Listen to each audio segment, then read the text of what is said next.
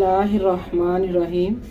अस्सलामुअलैकुम वरहमतुल्लाहि वबरकातुहू। क्या हाल है व्यूअर्स, ठीक हैं? कैसे हैं? रोज़े कैसे सबके जा रहे हैं? माशाल्लाह मौसम तो अल्लाह पाक ने बहुत अच्छा कर दिया है, रोज़े बड़े अच्छे जा रहे हैं।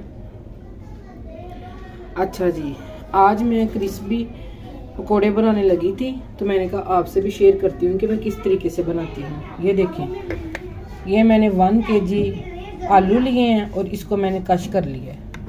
ये देखिए, इसको कश कर लिया है। कश करके इसको मैंने अब वॉश कर लिया है। और ये मैंने 2 स्पून मैंने कॉर्नफ्लोर लिया है, 2 स्पून मैंने बेसन लिया है, और ये मैंने 3 से 4 स्पून मैंने मैदा लिया है, ठीक है। और ये मैंने रेड चिली ली है, ये मैंने वो ब्रीक वाली ली है, सुरख मिर्च जो हम आम यूज़ करते हैं खाने में वो वाली। ये मैंने सूखा धनिया, ज़ीरा पाउडर, सॉल्ट और ब्लैक पेपर, ये देखिए, ठीक है। और ये मैंने ग्रीन धनिया, और ये मैंने लिया है तकरीबन 4 से 5 मेरे पास ग्रीन मिर्चें थी जो मैंने इसको चॉप कर ली हैं। ये देखिए, चॉप की हुई। अब इसमें मैं सारा कुछ ऐड करूँगी। ये देखिए, ये मैंने एक बाउल ले लिया है, इसी के अंदर ये हमारे आलू जाएंगे।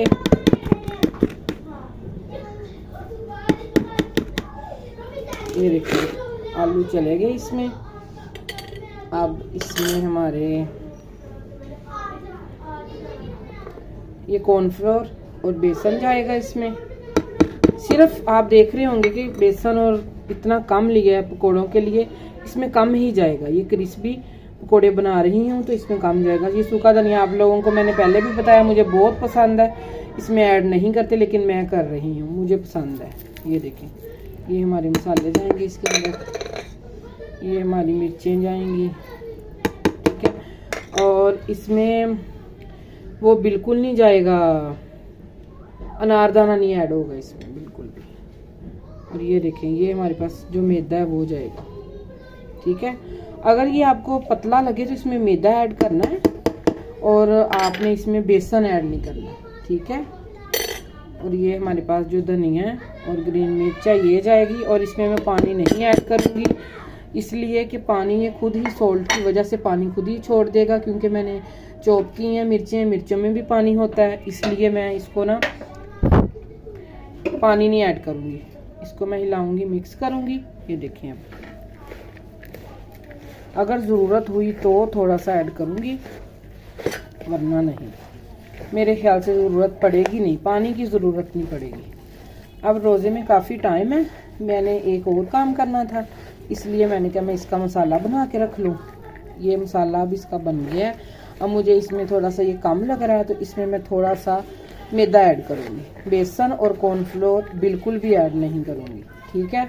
अब ये देखें, मैं अब इसमें थोड़ा सा मैदा ऐड करके, और देखें पानी बिल्कुल नहीं डाला, पानी डालने की ज़रूरत ही नहीं पड़ी, ये बिल्कुल, ये देखें, एक जान हो गया है, ठीक है।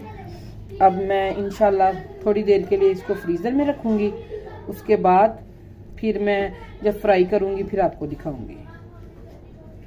मैंने ये देखें, मैंने ये डिब्बे में डाल ली है, इसमें पानी का एक कतरा भी नहीं डाला, एक कतरा ऐड नहीं किया, इसलिए इसने खुद ही अपना पानी छोड़ दिया था। और ये देखें कितना अच्छा बन गया, ये देखें। अब रोज़े में तकरीबन 1 घंटा बाकी है, तो इंशाल्लाह मैं अब इसको फ्रीज़र में रखने लगी हूँ। आधे घंटे के लिए रखूँगी और आधे घंटे के बाद इसको मैं निकाल लूँगी। उसके बाद फिर रोज़े के टाइम इंशाल्लाह फ्राई करके फिर आपको दिखाती हूँ। ये देखें, ऑयल हमारा हॉट हो चुका है, अब मैं इसमें डालने लगी हूँ। ये देखें, इतना सा उठाना है, उठा के इसको ऐसे गोल गोल करना है, ऐसे करके गोल, और फिर इसके अंदर डाल देना। ये देखें, ऐसे सारे डाल के फिर आपको दिखाती हूँ। ये देखें, सारे मैंने इसके अंदर डाल दिए। ये हल्की आंच पे बनेंगे।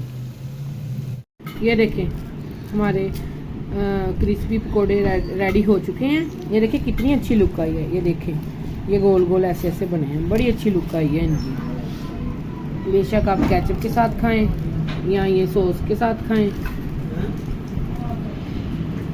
ठीक है। और आप लोगों ने ज़रूर बताना है या ये रेसिपी आपको कैसी लगी है। इंशाल्लाह मिलते हैं नेक्स्ट किसी और वीडियो के साथ। अपना और अपने प्यारों का ख्याल रखें। ओके जी, अल्लाह हाफ़िज़।